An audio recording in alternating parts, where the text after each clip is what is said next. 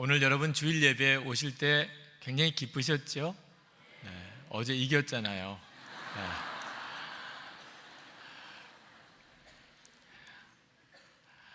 아마 어제 굉장히 신나셨을 것 같습니다. 아마 우리 국민 모두가 다 그랬으리라고 싶습니다. 근데 하나님께서 월드컵 열기에 대해서 좀 진정시키라 그런 마음을 자꾸 주십니다. 지난 금요 성령 집회 때도 그 말씀을 드렸는데 월드컵 열기에 대해서 너무 부정적이고 또 비판적으로만 볼 일은 아니고 운동 경기는 즐기는 것도 필요하리라고 싶지만 영적으로 쉽지 않은 문제가 있습니다. 그래서 월드컵 열기를 즐기더라도 여러분의 마음과 생각이 정도를 넘어서기 쉽다는 것을 꼭 기억하시길 바랍니다. 남아공 월드컵 때문에 고통당하는 사람도 상당히 많은 형편에 있습니다. 우리가 알지 못하는 가운데 대단히 어려운 문제도 있고요. 또 악한 영이 그 일을 교묘하게 이용하고도 있습니다. 하나님께서는 월드컵 그 열기, 우리 축구팀이 승리했다는 그 소식보다 훨씬 더 우리를 흥분시키고 놀라운 소식이 있다는 것에 대해서 우리에게 말씀하고 계십니다. 오늘 읽은 에베소서 2장 8절 말씀은 정말 놀라운 말씀이고 요절 중에 요절입니다. 너희는 그 은혜에 의하여 믿음으로 말미암아 구원을 받았으니 이것은 너희에게서 난 것이 아니요 하나님의 선물이라. 여러분, 이 말씀이 무슨 의미를 가지고 있는지 아십니까? 모든 사람들이 누구에게나 천국에 들어갈 문이 활짝 열렸다는 것을 선포하고 있는 말씀입니다. 은혜에 의하여 라고 하는 이 구절에 대한 정확한 해석입니다. 천국의 문이 열렸어요. 모든 사람에게 열렸어요. 오늘 여기 계신 분들만 아니고 이 땅에 있는 모든 사람들에게 다 천국 가는 문이 열렸습니다. 기독교는 절대로 편협한 종교가 아닙니다. 기독교는 모든 사람이 다 천국에 갈 수 있다고 믿는 종교예요. 본인만 끝까지 나는 지옥 간다, 고집을 부려요. 나는 지옥 갈 거야. 그러는 사람은 어쩔 수가 없지만 나 천국 가고 싶습니다. 그런 사람은 다 천국에 갈 수 있는 문이 열렸다는 것을 말씀하고 있어요.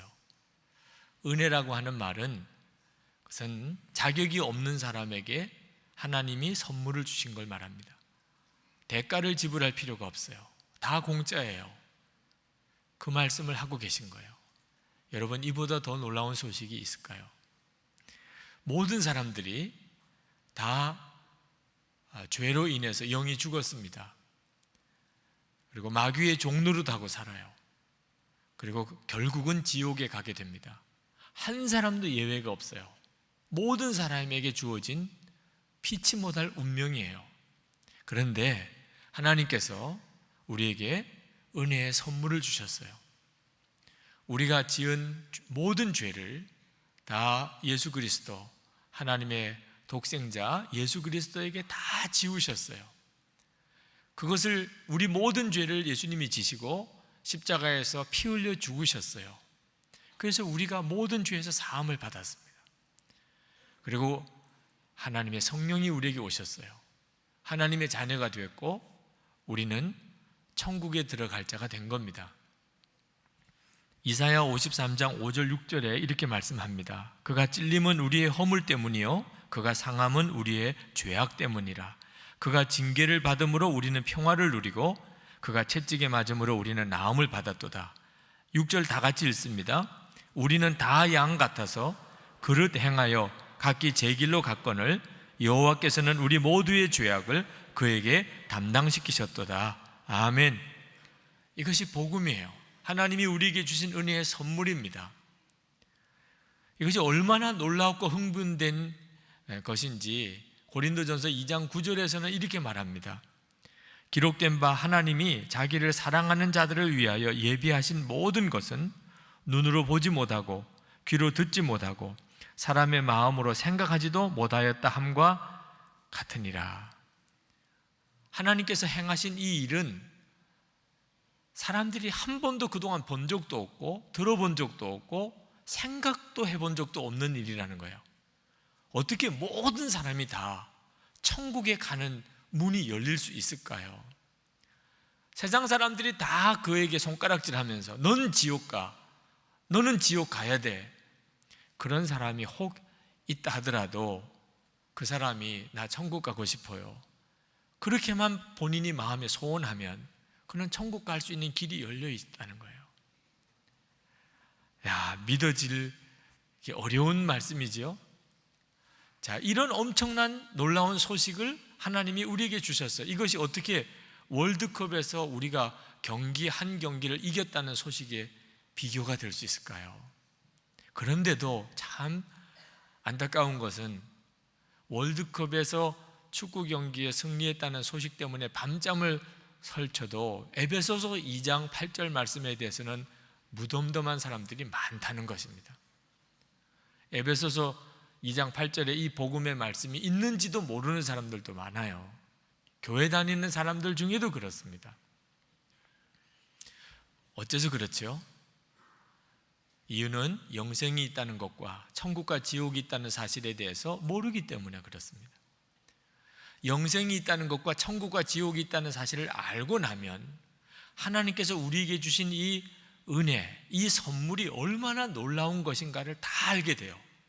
그 천국에 갈 길이 내게 열렸으니 우리는 도무지 갈 수가 없는데, 그런데 하나님이 그 길을 열어주셨으니 이보다 더 놀랍고 더 흥분되고 감격스러운 소식이 어디 있겠어요? 모르면 이 엄청난 축복이 아니게 됩니다. 불치병에 걸린 사람이 있는데 자기가 불치병에 걸린 줄 몰라요. 그런 사람에게는 그 병을 고치는 특효약을 개발했다고 뉴스가 나와도 그는 무덤덤해요.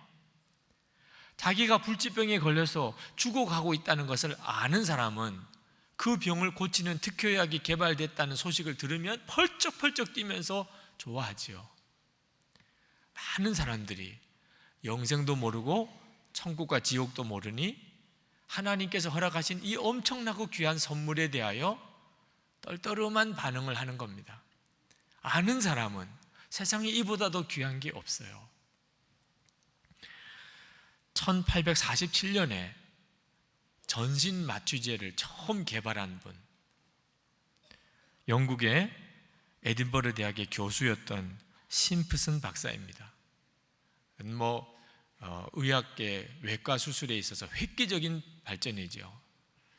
그런데 이 심프슨 박사가 그 외에도 여러 가지 많은 의약품을 개발을 했는데, 한 번은 기자가 그에게 물었어요. 당신이 평생 개발한 것 중에 어떤 것이 제일 귀한 겁니까? 당신이 스스로 생각하기에는 어떤 발견이 가장 귀한 발견입니까? 이런 의도로 질문을 했습니다. 그랬더니 심프슨 박사가 아주 경건한 크리스천입니다. 그가 금방 대답했어요. 아주 분명하게 대답했어요.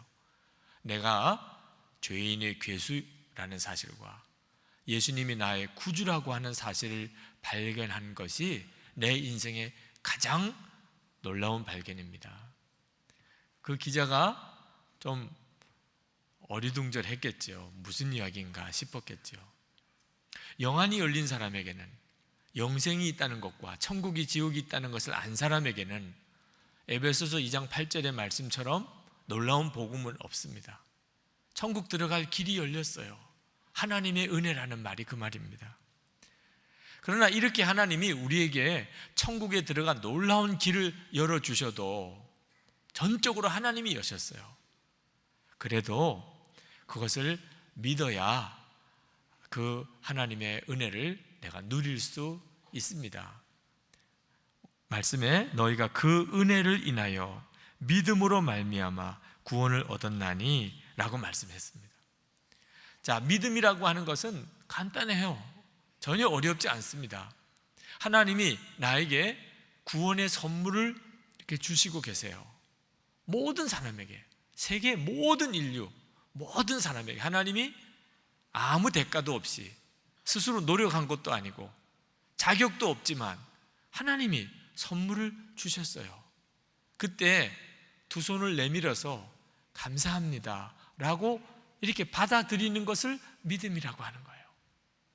너무너무 간단하죠. 하나님이 내게 은혜를 주세요. 그것을 내가 손을 내밀어서 받아들이라. 그게 믿음이에요. 그런 걸 무슨 공로라고 자랑할 건 전혀 없지요. 선물 줄 때 손을 내밀어서 받았다고 해서 그게 뭘 자랑할 만한 공로가 되겠어요.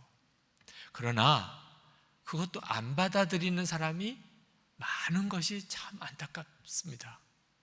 그냥 손만 내밀고 감사합니다 하고 받으면 되는 것인데도 믿지 않는 사람들이 너무너무 많아요. 그래서 하나님이 은혜를 사람들에게 다 주시는데 실제로 구원받는 사람은 적은 이유가 거기에 있는 것입니다. 기독교가 편협해서 구원받은 사람이 적다는 게 아닙니다. 기독교에 대해서 비판하고 하나님에 대해서 모욕적인 발언을 하는 그 사람에게도 하나님은 구원의 은혜를 주셨어요. 그가 하나님이 구원의 은혜를 주신 것을 정말 믿고 감사합니다라고 받으면 그도 구원을 받아요. 어떤 사람도 하나님의 구원의 은혜에서 제외된 사람은 한 사람도 없습니다. 본인이 믿지 않으니까 그런 거예요. 그런데 믿기만 하면 하나님의 은혜를 자기 것으로 삼을 수 있다고 하는 것 자체가 사실은 또 하나의 놀라운 소식이에요. 하나님이 우리에게 은혜를 주셨다고 하는 것에 하나님께서 우리에게 값없이 구원의 문을 열어주셨다는 것과 동시에 믿으면 그것을 자기 것으로 삼을 수 있다는 것이 얼마나 놀라운 소식인지 모릅니다. 한번 죄와 싸워본 사람은 알아요. 하나님이 우리에게 믿기만 하면 하나님의 선물을 받을 수 있게 해주셨다는 것이 얼마나 놀라운지 죄와 싸워본 사람은 알아요. 죄와 싸워보지 않은 사람은 그게 얼마나 놀라운 기쁨의 소식인지 모릅니다. 사도 바울이 빌립보서 3장 7절에서 9절에 보면 자기에게 유익하던 모든 것을 배설물처럼 버렸다고 그렇게 고백을 합니다. 그러면 여러분들이 생각할 때 사도 바울은 참 고생의 길을 갔겠구나, 자기에게 유익하던 거 다 배설물처럼 버렸으니, 아닙니다. 그건 성경을 제대로 읽지 못하는 거예요. 사도 바울이 자기에게 유익하던 걸 다 배설물처럼 버렸다는 이야기는 뭘 말하는 겁니까? 그걸 다 배설물처럼 버릴 만큼 너무나 놀라운 것을 발견했다는 뜻이잖아요. 여러분 같으면 여러분에게 유익하던 거 다 배설물처럼 버릴 수 있겠습니까? 그건 여러분들이 그보다 더 놀라운 은혜를 아직 발견하지 못하고 있다는 뜻이죠. 사도 바울은 정말 놀라운 하나님의 은혜를 발견했어요. 그게 뭐지요? 믿기만 하면 하나님이 허락하시는 죄사함의 놀라운 은혜, 성령이 내주하신 은혜, 그 모든 축복을 다 누릴 수 있다는 것을 알았기 때문이에요. 사도 바울은 죄로 인해서 엄청난 내적인 싸움을 싸웠던 사람입니다. 로마서 7장 19절 말씀에 보면 사도 바울이 이렇게 고백합니다. 내가 원하는 바 선은 하지 아니하고 도리어 원치 아니하는 바 악은 행하는도다. 사도 바울은 정말 낙심했어요. 이유는 자기가 죄 덩어리라는 것 때문입니다. 죄가 자기 속에서부터 나와요. 정말 자기는 그렇게 살고 싶지 않아요. 정말 그런 죄에 대해서는 다 청산해버리고 싶어요. 다시는 그런 말, 그런 죄 짓고 싶지 않아요. 그런데도 안 되는 걸 어떡합니까? 여러분 혈기 한번 꺾어보려고 애 써보신 분, 성질 바꿔보려고 노력해 보신 분들 아마 다 경험하실 거예요. 안 되잖아요. 여러분들 바로 살아보려고 애를 썼지만 그러나 1년, 3년, 5년 지나면서 다시 옛날 모습으로 돌아가는 자신을 발견하게 됩니다. 나는 하나도 안 바뀌었어요. 이것이 우리들이 가지고 있는 솔직한 심정이에요. 내 속에 이게 죄가 나를 온전히 사로잡고 있구나. 그래서 사도 바울은 로마서 7장 24절에 오호라 나는 공고한 사람이로다. 이 사망의 몸에서 누가 나를 건져내랴.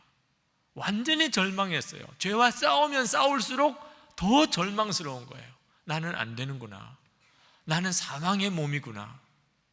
그런데 하나님께서 믿기만 하면 죄에 대해서 승리하고 죄에서 벗어나고 거룩한 삶을 살고 변화된 삶을 사는 역사를 이루신다는 거예요.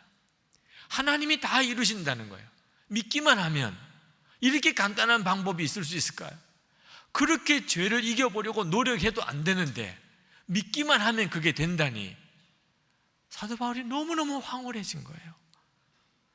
로마서 7장 25절에 그래서 사도 바울은 우리 주 예수 그리스도로 말미암아 하나님께 감사하리로다 그렇게 외쳤어요. 감리교회를 세우신 웨슬레 목사님, 그분은 어릴 때부터 아주 경건하게 살았던 사람입니다. 그 부모님이 경건하신 분이고 어머니 수잔나 웨슬레가 자녀들을 경건하게 교육시키기에 유명한 분이에요. 어려서부터 성경 읽고 기도하고 하나님께 예배드리고 예배드릴 때마다 하나님께 헌금을 준비해서 바치는 일, 철저하게 신앙훈련을 시켰어요. 그때 당시에 영국의 대학교는 너무너무 방탕한 그런 분위기였는데 옥스퍼드 대학에 진학을 해서 대학생활 하는 중에 홀리클럽이라고 하는 경건한 모임을 만들어서 시간을 정해놓고 기도하고 성경 보고 그리고 감옥에 가서 전도하고 금식하고, 그게 웨슬레 목사님의 대학생활이었어요. 그는 그것도 부족하다고 생각했습니다. 그래서 그는 미국의 신대륙에 2년 동안 선교사로 헌신했어요. 그때 웨슬레 목사님의 마음의 동기는 무엇이었을까요? 어떻게 하면 하나님을 기쁘시게 할 수 있을까? 어떻게 하면 내가 죄의 용서함을 받으며 살 수 있을까? 어떻게 하면 내가 천국에 들어갈 확신을 얻을 수 있을까? 그는 항상 자기가 부족하다고 생각이 들었어요. 그렇게 애를 쓰고 경건의 생활을 하고 금식을 하고 그리고 선교사도 가고 해도 웨슬레 목사님 마음에 나는 이제 구원받았다, 나는 이제 천국 갈 수 있어, 이런 확신이 안 드는 겁니다. 그래서 웨슬레 목사님이 완전히 좌절했어요. 그런데 1738년 5월 24일 올더스케이트라는 거리에 조그만 기도 모임에 참석을 했다가 웨슬레 목사님이 회심합니다. 유명한 올더스케이트의 회심이라고 그래요. 회심은 내용을 읽어보면 간단해요. 너무나 어처구니 없을 정도로 간단해요. 마틴 루터의 로마서 서문을 평신도 인도자가 읽어가는데 그 구절 속에 의인은 오직 믿음으로 살리라 라고 하는 구절을 해석하는 부분을 들으면서 웨슬레 목사님의 심령에 성령의 역사가 일어나요. 의인은 오직 믿음으로 말미암아 살리라. 어떤 선한 일을 많이 해서 기도 많이 하고 성경 많이 보고 감옥에 가서 전도하고 구제 많이 하고 선교사까지 갔다 오면 그러면 의로워지는 것이 아니고 하나님께서 다 이루어 놓으셨어요. 하나님이 다 이루어 놓으셨다고. 그걸 믿기만 하면 그러면 의롭게 된다. 그리고 의인의 삶을 살게 된다. 그 말씀을 듣는데 가슴이 뜨거워졌어요. 성령의 역사였습니다. 그리고 그는 외쳤습니다. 그때 그가 외친 것이 나는 이제 믿는다였어요. 나는 이제 믿는다. 그렇게 믿음에 대한 말씀을 많이 들어도 여전히 믿지 못하는 사람이 많습니다. 그래서 그가 일기에 썼어요. 구원을 위해서 단지 그 예수님을 믿기만 하면 된다는 사실과 주께서 나의 죄를 다 거두어 가셨고 나를 죄와 사망의 법에서 건져주셨음을 확신하게 되었다. 그렇게 썼어요. 너무 평범하고 간단한 이야기죠. 그런데 웨슬레 목사님에게 진짜 믿음이 뭔지를 깨닫고 그리고 그 믿음으로 그가 구원의 눈이 열린 겁니다. 존 웨슬레 목사님에게 있어서 올더스케이 체험은 뭔가, 그가 정말 믿기만 하면 하나님의 이 구원의 역사, 단순히 죄사함만 아니고 의롭게 되고, 그리고 하나님의 자녀로 살아가는 모든 삶이 다 내게 이루어진다는 것을 그가 깨달은 거예요. 그는 이제부터 무엇을 해가지고 하나님 앞에 인정받고 칭찬받으려고 하는 노력을 그 자리에서 그가 다 내려놓고, 그때부터 그는 예수님만 바라보는 믿음의 삶에 눈이 열리게 됩니다. 그게 신앙생활이에요. 예수 믿는 것의 핵심은 무언가를 하나님이 기뻐하시는 일을 많이 해서 하나님으로부터 칭찬받고 상 받는 게 아닙니다. 예수님을 계속 바라보는 거예요. 웨슬리 목사님은 올더스케일에서 사람이 더 착해진 거 아니에요. 더 선한 일을 많이 하고 더 봉사를 열심히 하게 된 게 아닙니다. 하나도 겉으로는 달라진 게 없어요. 달라진 게 있다면 속이 달라졌어요. 아침에, 그 다음날 아침에 일어났을 때 일기에 그렇게 썼어요. 웨슬리 목사님이 아침에 눈을 뜨자마자 그가 첫 마디 내뱉은 것이 오 주 예수님. 여러분들도 다 그렇게 하셨죠? 오늘 아침에 오 주 예수님. 웨슬리 목사님 마음에 예수님으로 가득했어요. 그거에 달라진 거예요. 그리고 웨슬리 목사님의 삶이 영국을 구원했다고도 하잖아요. 그리고 감리교회가 여기까지 왔어요. 세계에서 제일 큰 기독교단의 하나가 되었죠. 은혜를 받은 사람은 자랑하지 않습니다. 9절 말씀에 행위에서 난 것이 아니니 이는 누구든지 자랑하지 못하게 함이라. 은혜를 받은 사람은 자랑하지 않아요. 자랑할 게 없어요. 다 하나님이 하신 거니까.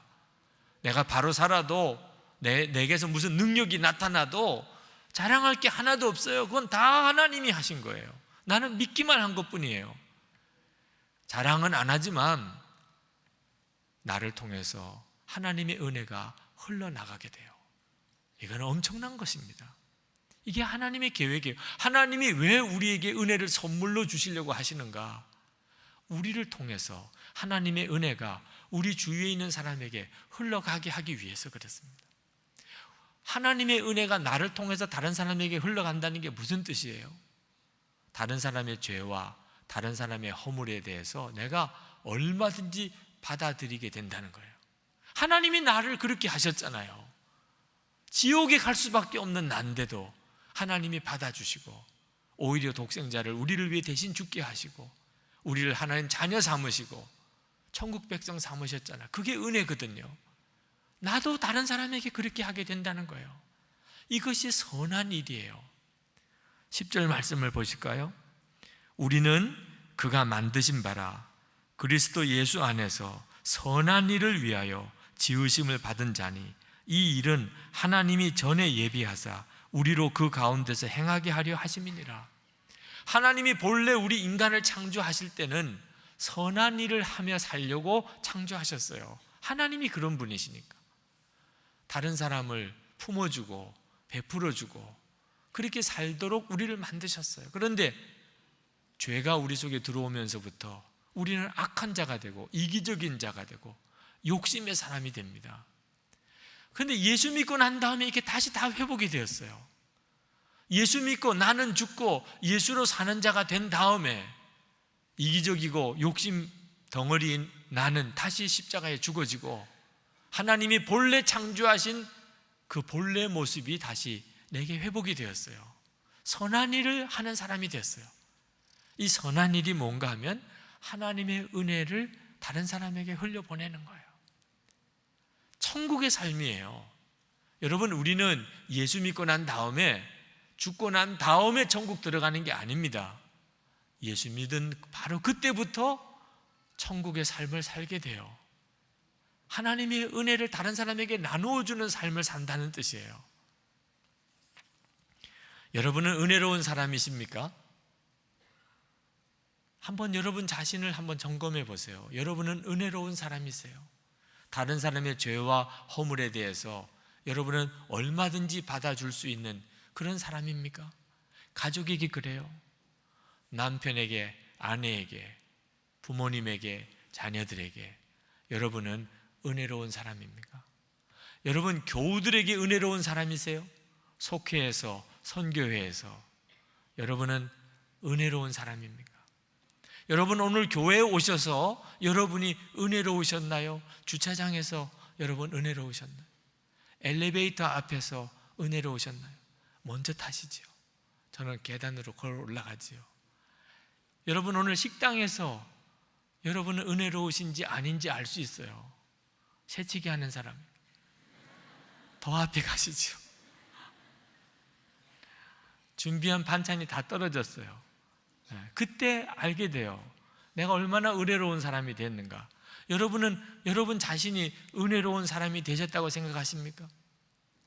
그 점에 대해서 자신이 없으신 분들은 이유가 뭐지요? 원래 성질이 나빠서 그런가요? 아니지요. 하나님이 주시는 은혜를 아직도 내가 믿음으로 누리고 있지 못한 거예요. 하나님이 내게 은혜를 주셨지만 내가 아직도 그걸 받아 누리고 있지 못해요. 이유가 뭐지요? 믿음으로 받지 못해서 그래요. 믿음을 쓰지 않아서 그래요. 많은 성도들이 믿음으로 하나님의 은혜 받는 것을 어렵게 생각합니다.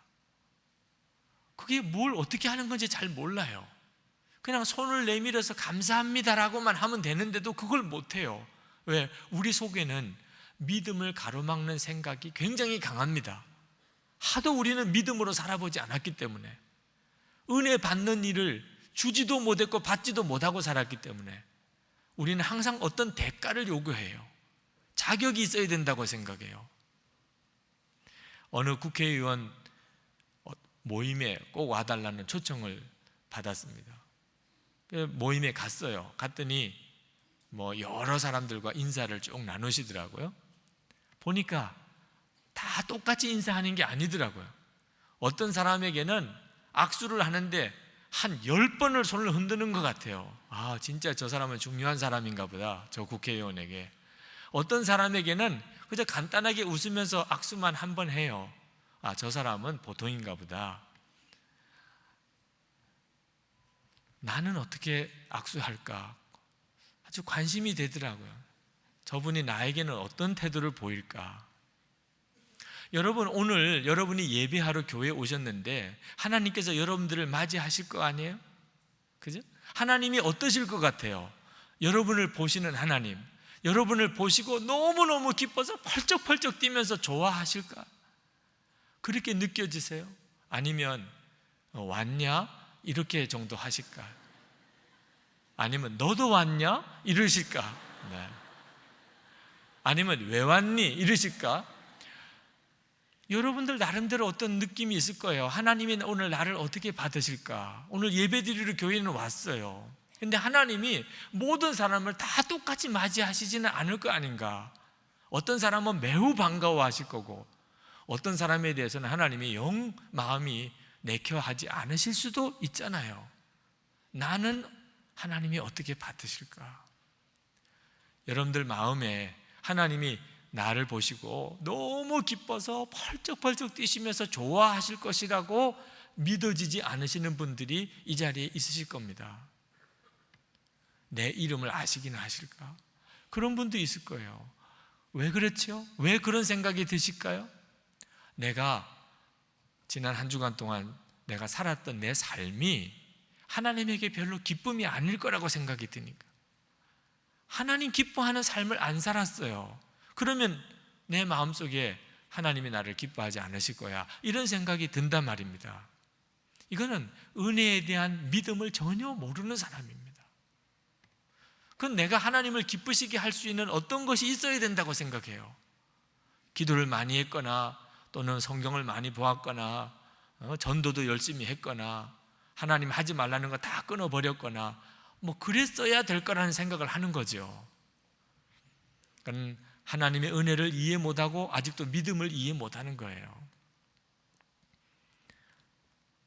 이사야 43장에 보면 하나님께서 이스라엘 백성들에게 너무나 뜨거운 사랑의 고백을 하고 계세요.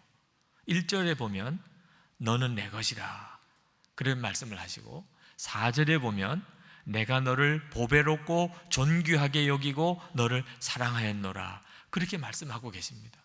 하나님이 이스라엘 백성을 굉장히 사랑하시는 것을 보여주고 계세요. 그런데 8절에 보면 이스라엘 백성이 어떤 사람인가? 눈이 있어도 소경이고 귀가 있어도 귀머거리인 백성이라고 말씀하고 있어요. 무엇이 도대체 보배롭고 존귀하고 사랑스럽다는 겁니까? 이스라엘 백성은 눈이 있어도 보지 못하고 귀가 있어도 듣지 못하는 그런 영적으로 꽉 막힌 사람들이에요. 그런데도 어떻게 하나님이 너는 내 것이다 그렇게 말씀하시죠? 이유는 하나예요. 하나님이 이스라엘 백성들의 아버지이시기 때문에요. 7절에 보면 이사야 43장 7절에 내가 내 영광을 위하여 창조한 자를 오게 하라. 그를 내가 지었고 그를 내가 만들었느니라.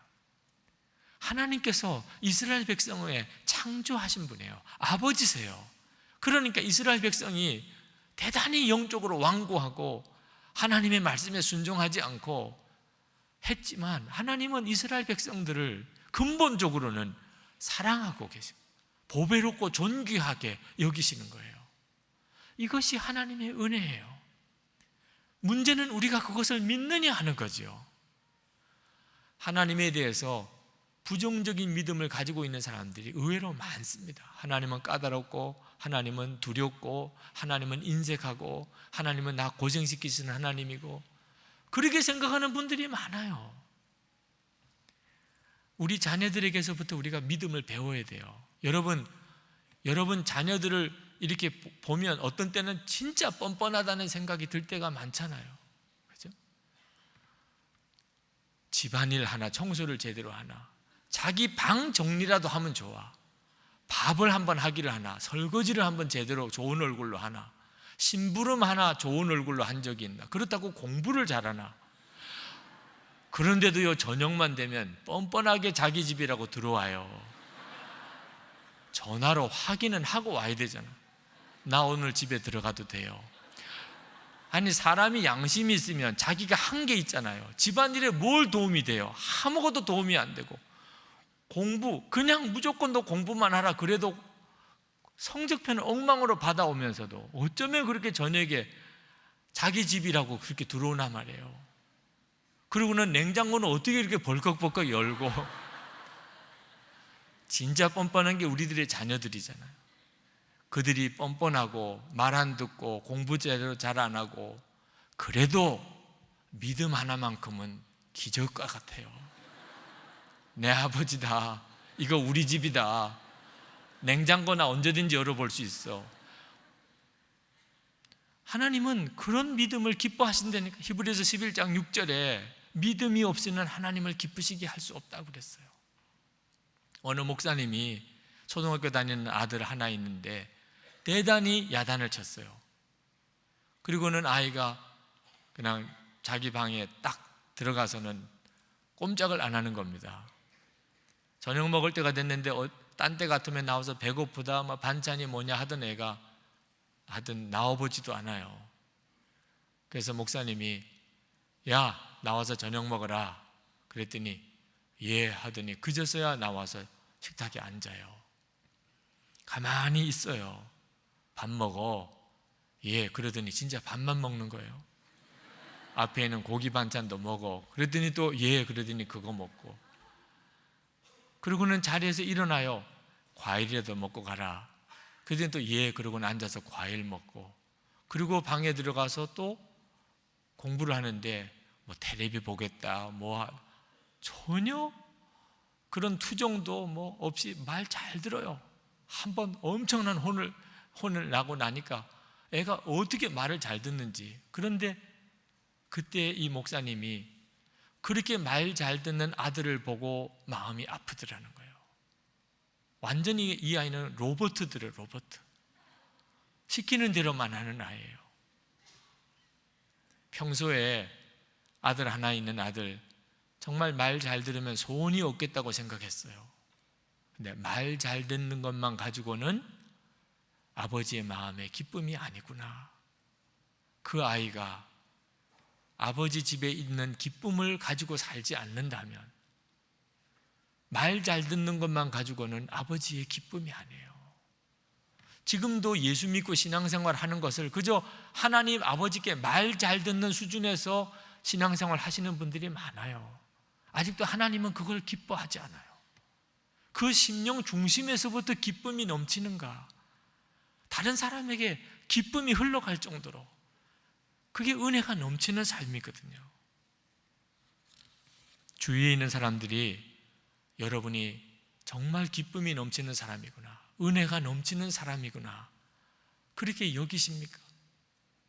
그러지 못하다면 여러분이 아직도 하나님의 은혜를 믿음으로 취하고 있지 못한 거예요. 은혜를 받은 사람은 은혜를 흘려가게 돼 있어요.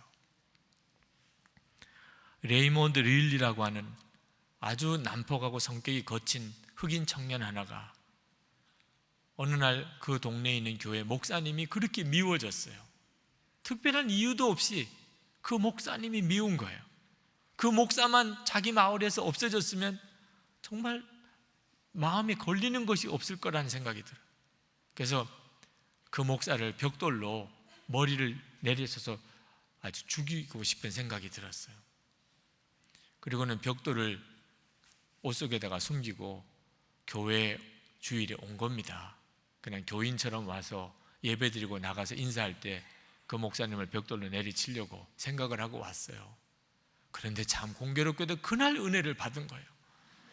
목사 때려 죽이려고 왔다가 설교 때 은혜를 받고, 그리고 자기 죄를 회개하고 하나님의 사랑을 깨닫고, 그리고 그냥 거듭났습니다. 벽돌은 다시 끌어안고 그냥 갔지요. 사람이 완전히 바뀌었어요. 시카고에 세계에서 제일 큰 자선병원이 있습니다. 쿠크 카운티 병원, 그 병원의 원목이 됐습니다. 가난한 사람들을 돌보는 병원이에요. 얼마나 그 가난한 사람들에게 잘하는지 선한 사마리아 사람, 흑인 릴리 목사라고 하는 별명을 받았습니다. 그가 죽고 장례를 치를 때 관 앞에 닳고 다른 벽돌 하나가 놓여져 있었어요. 그 릴리 목사님이 사역을 하면서 힘들 때도 왜 없었겠어요? 그때마다 자기는 이런 사람이었는데, 나는 살인자였는데 하나님이 나를 은혜로 받아주셔서 변화시켜 주시고 이렇게 쓰시는구나. 눈물로 그 벽돌을 부여잡고 하나님께 감사하고 또 기도하던 그 벽돌, 반질반질하게 다른 손때가 묻은 그 벽돌, 그걸 관 앞에 놓았어요. 하나님의 은혜를 제대로 받은 사람은 그래서 사람이 변하는 거예요. 스스로 노력해서 변하는 게 아닙니다. 하나님의 은혜에 눈이 뜨이니까 사람이 완전히 바뀌는 거예요. DTS, 예수전도단 DTS에 강의를 해달라고 해서 갔습니다. 어느 자매가 고백을 했어요. 자기는 모태신앙인이고 어릴 때부터 교회를 다녔고 한 번도 교회 떠난 적이 없고 예배 빠진 적이 없고, 그렇지만 자기는 은혜를 몰랐다는 거예요. 그렇게 어려서부터 신앙생활을 했지만 마음에 드는 사람이 없었어요. 교회 안에 목사님, 장로님, 아버지, 어머니, 다른 교회 어른들 다 문제덩어리, 교회 자체가 문제덩어리예요.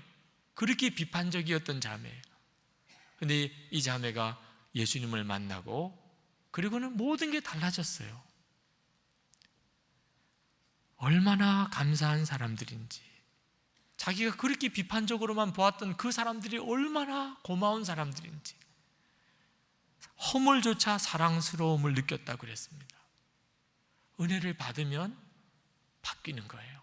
저는 어려서 목사의 아들로 목사로 자랐습니다. 그러나 저는 마음이 항상 눌림 가운데 살았어요. 화 한 번 낸 적이 없어요. 그러면 안 된다 그러니까. 뭘 하고 싶어도 뭘 해달라고 말 제대로 못했어요. 목사 아들은 그렇게 하는 게 아니라 그랬어요. 이것도 하면 안 돼, 저것도 하면 안 돼. 항상 참아야 되고 양보해야 되고 실수하면 안 되고 공부도 잘해야 되고. 그래서 겉으로는 모범생이었어요. 그러나 속으로는 모든 것을 누르고 살았지 은혜가 뭔지를 몰랐어요. 저는 저희 부친의 성격대로 굉장히 성격이 온순한 성격으로 그렇게 살았습니다. 사람들이 다 그렇게 이야기를 했어요. 그런데 제 속 성격은 분노가 가득했어요. 한 번도 그걸 바깥으로 드러낸 적이 없으니까 사람들이 모르는 거지, 제 속에서는 분노로 이글거리고 있었어요. 사람들에 대해서 어느 한 사람도 비판적인 눈으로 보지 않는 사람이 없었어요. 저 자신도 다른 사람한테 지적 안 당하려고 애썼고, 그러면서 나도 그런 기준으로 보았고, 그래서 사람들이 보기에는 반듯하게 제가 살았지만 은혜로운 삶을 살았다고 말할 수는 없었어요. 저는 목사가 되고 난 다음에 하여튼 열심히 목회했어요. 왜? 성공해야 되니까. 학교 가서 공부할 때 1등 해야 된다는 것과 똑같은 생각으로 목회를 했어요. 저는 그게 잘하는 거라고 생각했습니다. 어떻든지 교회가 성장해서 큰 교회가 되는 것이 그게 성공이잖아요. 저는 한 번도 제대로 쉬어본 적도 없고 취미생활, 여가생활 다 없어요. 오직 교회를 성장시키는 것이 유일한 목적이에요. 그래서 겉으로 교회가 이렇게 성장하기도 했어요. 그러나 그걸 은혜라고 말할 수는 없었어요. 하나님께서 저에게 십자가를 보는 눈을 열어준 적이 한 번 있습니다. 환상 중에, 정말 놀라운 환상 중에 예수님의 골고다 십자가, 그 앞에 서는 환상을 주셨어요. 예수님이 십자가에 달려 계신 그 모습을 눈앞으로 보는 그런 놀라운 환상을 보여주셨어요. 십자가에 달려 고통당하시는 주님을 보는 순간에 꼬꾸라져서 눈물이 터져 나오더라고요. 처음에는 예수님의 고통의 그 실상이 너무 괴로워서 울었지만 점점 나를 위해서 십자가에 죽으신 그 주님의 사랑에 대해서 견딜 수 없이 울었어요. 그런데 그렇게 울고 난 다음에 제 속에 변화되는 것이 있다는 걸 느꼈어요. 무언가가 영적으로 확 꺾어진 것이 생겼다는 것을 느꼈어요. 사람들의 눈치를 보고 항상 사람의 이목을 의식하고 누르고 억누르고 살아야 되는 거, 사람들에 대해서 분노하는 거, 어떻든지 내가 교회를 성장시켜서 성공했다는 소리 들어야 되겠다고 하는 그런 마음의 인간적인 열망이 확 꺾어지는 것을 느꼈어요. 십자가의 주님의 그 사랑을 정말 가슴 깊숙이 경험하고 나니까 그 모든 것은 저에게 있어서 다 사라지는 걸 느꼈어요. 아직도 제가 온전히 다 변화되었다고 어떻게 말할 수 있겠습니까? 그러나 제 속에 큰 어떤 영적인 견고함이 꺾어져 있어요. 은혜가 아니면 불가능한 일이었어요. 오늘 이 시간에 사랑하는 교우 여러분 모두에게 도전하고 싶어요. 하나님은 여러분에게 여러분 삶 전체를 바꾸는 은혜를 주셨어요. 하나님의 선물이에요. 다 하나님이 하셨어요. 우리의 죄를 사하시는 거, 하나님 자녀되는 권세, 성령을 보내주신 거, 이건 상상할 수가 없는 축복이에요. 어떻게 받아 누리죠? 그냥 감사합니다 하는 거예요. 여러분이 그저 하나님께 감사합니다. 내게 그런 은혜를 주셨으니 감사합니다. 그때부터 그 은혜가 나를 변화시켜요. 너무나 놀라운 일입니다. 은혜가 흘러가게 돼 있어요. 가족들에게, 교우들에게, 여러분 주위의 이웃 사람들에게. 이 시간에 우리 기도하실 때 하나님, 제가 하나님을 향하여 마음을 엽니다. 하나님이 저에게 허락하신 말할 수 없는 이 놀라우신 은혜, 하나님의 선물을 제가 받아들입니다. 정말 감사합니다. 하나님, 부족한 것이 없는 그런 충만함을 주실 겁니다. 정말 아무것도 부족함이 없어요. 예수님 한 분으로 충분해요. 지금보다 10배나 더 어려워도 상관이 없어요. 하나님의 은혜를 받아들이게 되면. 기도하겠습니다. 은혜와 사랑에 충만하신 하나님, 사랑하는 성도들에게 축복해 주소서. 사랑하는 성도들 위해 주님의 은혜를 더하여 주옵소서. 하늘의 문을 여시고 놀라우게 기름 부어 주소서. 주 예수님, 우리가 마음의 문을 주님을 향하여 활짝 엽니다. 아버지 하나님께 내 마음을 활짝 엽니다. 주님, 역사해 주소서. 주님, 축복해 주소서. 아버지 하나님, 믿음으로 받아들입니다. 주님, 감사합니다. 주셔서 감사합니다. 주신 것을 감사합니다. 아버지 하나님, 하나님 더 이상 부족한 것이 없습니다. 하나님께서 주신 그 놀라우신 은혜, 하나님 조금도 부족한 것이 없습니다. 하나님, 하나님, 찬양한 오직 주님을 찬양할 뿐입니다. 주여, 나를 통해 흘러가게 되기를 원합니다. 사랑하는 남편, 아내, 부모, 자녀들에게 하나님, 나의 아버지 하나님, 흘러가게 하여 주. 사랑하는 성도들의 삶 속에 주님의 은혜, 하나님, 강같은 주님의 은혜, 하나님, 사랑하는 성도들의 심령 속에 차고 넘쳐서 하나님, 넘쳐서 하나님, 강과 같이 흘러 넘쳐서 흘러가게 해주시옵소서. 하나님, 가족이 살고 하나님, 교우들이 살고 하나님, 직장이 살고 하나님, 저들이 만나는 모든 사람들 안에 생명의 역사, 은혜의 역사가 충만하게 흘러나가게 하여 주시옵소서. 주님 감사합니다. 놀라우신 하나님, 영광을 주님 받으시옵소서.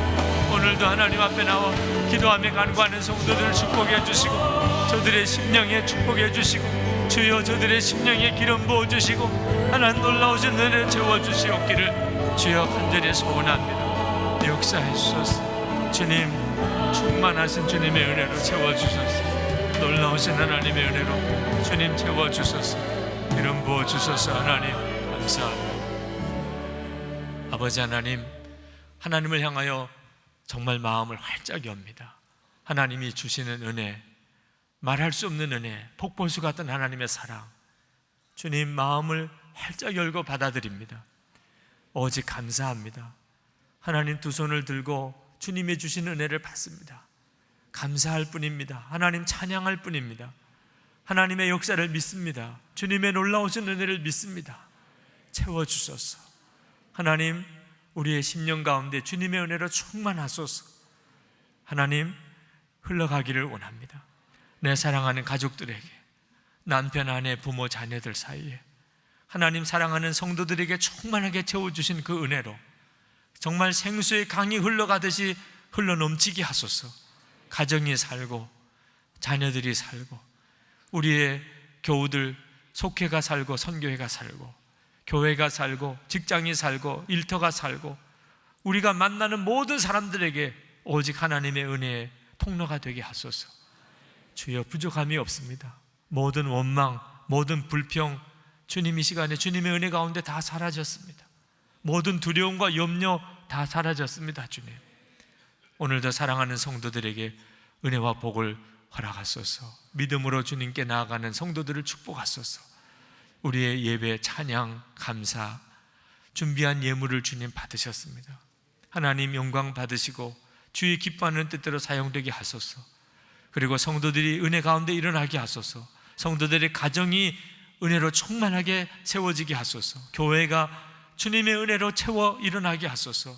나라와 민족을 살려내는 교회, 성도들이 되게 하소서. 북한에 있는 동포들을 주님 속히 구원해 주시고 우리가 능히 감당할 만한 은혜로 저들을 품게 하여 주옵소서. 세계 열방에 있는 선교사님들, 주의 종들을 축복합니다. 하나님, 오늘도 사랑하는 성도들을 주님의 능하신 손에 부탁합니다. 주님, 영광 받으시옵소서. 예수 그리스도 이름으로 간절히 기도합나이다. 아멘.